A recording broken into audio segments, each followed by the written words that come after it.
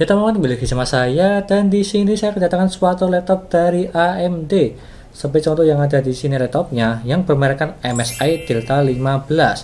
Ini laptop gaming yang sangat bagus lah, karena dia itu sesuai dengan standar AMD Advantech, yang dimana seperti di video sebelumnya yang ada di sini, dia itu sangat rekomend sekali untuk gaming, live streaming maupun konten kreator. Tapi harganya terbilang cukup tinggi sih, di 20 jutaan ke atas. Tapi dari segi performanya ya sesuai lah, price to performa. Menggunakan Ryzen 5000 series dan juga menggunakan RX 6000 series untuk GPU-nya. Apakah worth it atau tidak? Tapi kalau yang ada di sini dari segi desainnya ini sangat bagus sekali dan juga elegan lah. Tidak ramai RGB di laptop yang ada di sini. Meskipun ini saya setting berwarna biru ya, supaya lebih elegan lah. Yang dimana dia berwarna seperti mecha dan juga ada LED biru di keyboardnya. Sangat menarik sekali. Di laptopnya ini MSI Delta 15 yang serinya adalah A5EFK080ID. Seperti contoh yang ada di sini laptopnya, dan dia itu memenuhi standar AMD Advantech, dan jadinya nggak usah diragukan lagi untuk spek yang ada di sini laptopnya, dan apalagi tampil sangat mewah sekali. Dan kurang lebih seperti itu. Sebelum saya jelaskan apa saja spesifikasi yang ada di sini dan juga mereviewnya dari segi gaming maupun daya tahan baterai dan juga yang lainnya, jangan lupa klik subscribe dan pojokan bawah tuh ya, tinggal diklik seperti itu. Yang pertama, di sini untuk standar AMD Advantech yaitu minimal di Ryzen 5000 series maupun 7000 series. Kalau yang ada di sini, ini keluaran tahun lalu, dia menggunakan Ryzen 7 5800H 6 core 12 thread, yang dimana mempunyai kecepatan base clocknya 3,2 GHz sampai ke 4,4 GHz untuk maksimal boost clocknya. Terbilang kencang kalau yang ini di Ryzen 7. Serta GPU menggunakan RX 6000 series atau di 6700M, yang dimana sesuai lah seperti di AMD Advantech di 6000 series minimalnya.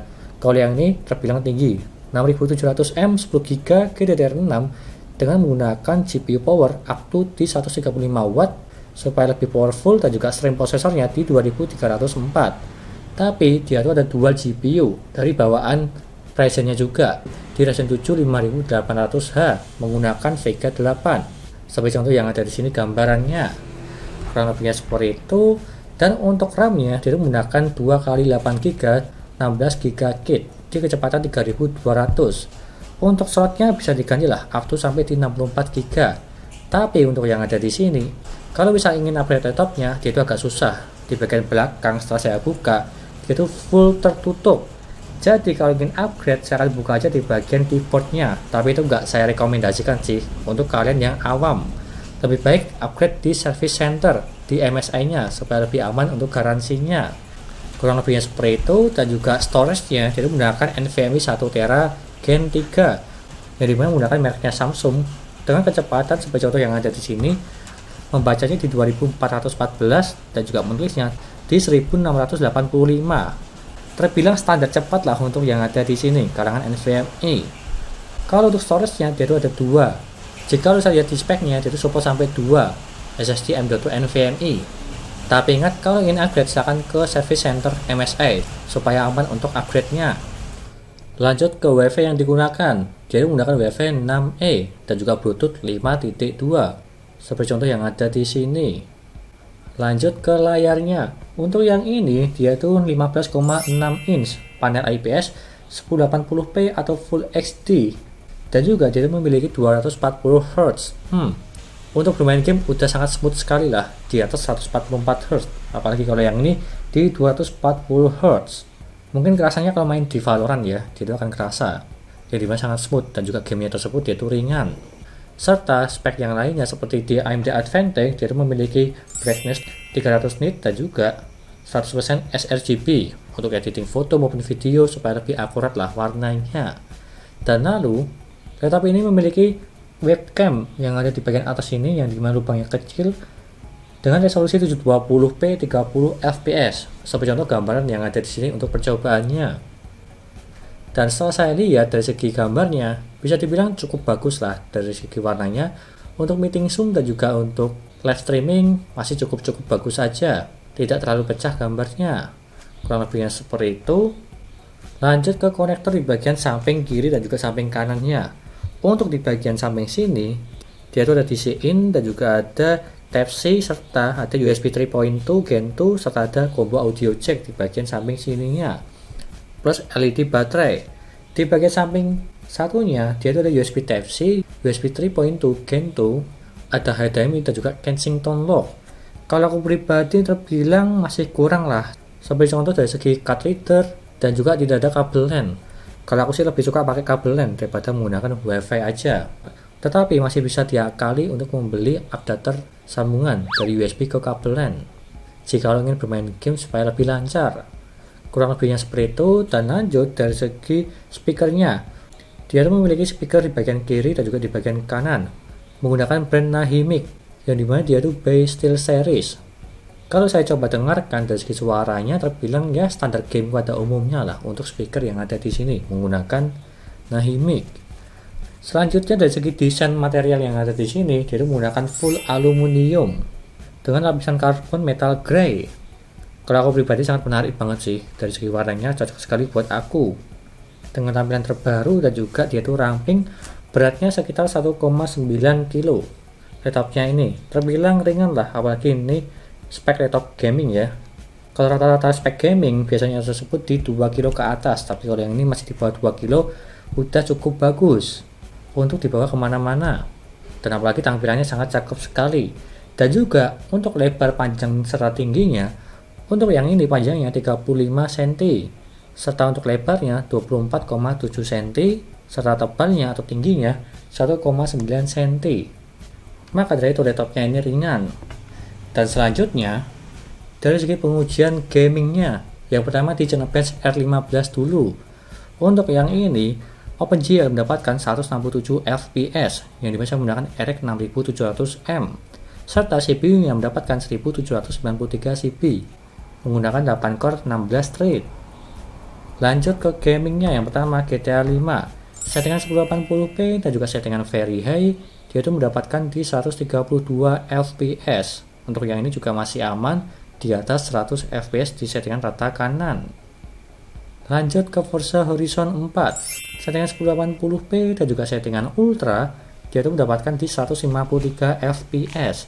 Untuk yang ini di settingan rata kanan di ultra di atas 100 fps, jadinya lancar banget. Lanjut ke Battlefield 5 settingan 1080p dan juga settingan high, dia itu mendapatkan di 78 fps. Untuk yang ini masih aman di atas 60 fps. Dan jika lo ingin di atas 100 fps, silahkan ganti ke settingan low maupun medium supaya lebih smooth untuk gambarnya. Lanjut ke Need for Speed Heat settingan 1080p dan juga settingan high, jadi mendapatkan di 68 fps untuk rata-ratanya. Untuk yang ini juga masih aman di atas 60 fps. Tapi kalau ingin lebih, silahkan ke settingan low maupun medium. Lanjut ke Dota 2 settingan 1080p dan juga settingan high, dia mendapatkan di 102 fps. Untuk yang ini juga masih aman di atas 100 fps di settingan rata kanan. Lanjut ke game Apex Legends settingan 1080p dan juga settingan very high, dia mendapatkan di 115 fps. Untuk yang ini juga masih aman di very high ya, di atas 100 fps di game Apex Legends. Yang terakhir dari segi game Resident Evil 6 settingan 1080p dan juga settingan high, dia mendapatkan di 110 fps. Ini juga masih aman di settingan rata kanan di atas 100 fps di game Resident Evil 6. Lanjut ke tes suhunya. Untuk yang ini saya tes di suhunya di ruangan tanpa AC ya. Ingat tanpa AC. Untuk minimalnya mendapatkan di 44 derajat dan juga maksimal yang mendapatkan di 87 derajat. Untuk minimalnya saya cuma diem aja di desktop, tidak ngapa-ngapain seperti contoh yang ada di sini. Dia mentok paling bawah di 44 derajat, terbilang dingin lah. Dan juga maksimalnya saya tes di Geekbench R15 5 kali berturut-turut dan dia mentok di 87 derajat, terbilang masih aman banget di bawah 90 derajat. Kenapa bisa seperti itu? Karena untuk laptopnya yang ada di sini dia itu menggunakan MSI Cooler Boost 5. Seperti contoh gambaran yang ada di sini, yang dimana menggunakan 6 heat pip untuk mendinginkan CPU maupun GPU. Sehingga untuk jangka panjang dia itu aman lah untuk bermain game, tidak usah khawatir untuk overheat di laptopnya ini. Dan lanjut dari segi baterainya. Untuk yang ini dia menggunakan 4 sel 82 Wh. Dan kita coba tes dari segi ketahanan baterainya. Untuk yang ini saya tes di menonton video 720p dan juga layarnya tersebut Full HD 240Hz, brightness-nya 50% serta volumenya 50%, Wi-Fi-nya dia tuh on, Bluetooth-nya off, serta baterai settingnya dia tuh di balance. Dari baterai 99% ke 1%, dia tuh mendapatkan di 9 jam 27 menit. Terbilang cukup tinggi lah, hampir menyentuh di 10 jam. Kurang lebihnya seperti itu. Dan kesimpulannya, ini worth it banget sih, yang dimana untuk gaming maupun content creator ya ada performa dan harganya juga ya, di atas 20 jutaan.